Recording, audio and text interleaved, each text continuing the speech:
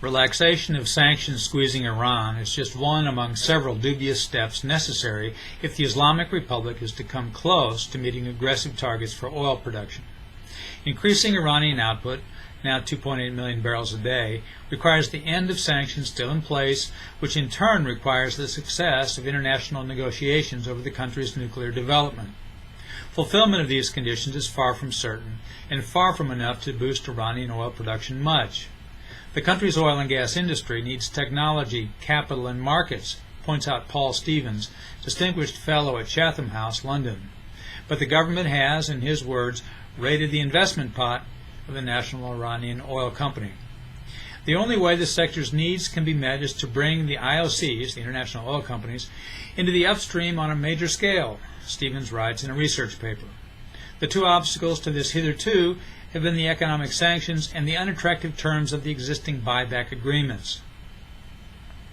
Making terms of international participation in Iranian projects appealing won't be easy, because IOC shareholders are increasingly disillusioned with the ability of the oil companies to deliver value as reflected in the dividends and share prices, Stevens writes.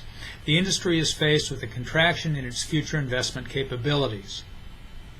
At least some Iranian oil officials seem to understand they must compete for a shrinking supply of investment money. According to Stevens, one of the first actions of Petroleum Minister Bijan Zanganeh after he received his second appointment to the job in August 2013 was to appoint a committee to review the existing contract. After several delays, publication of new terms is said to be due this year. To be appealing to IOCs, Stevens writes, the offering will have to include production sharing, a provision certain to arouse controversy in Iran. Zanganeh has missed a deadline for increasing Iranian production to 4 million barrels a day by 2014.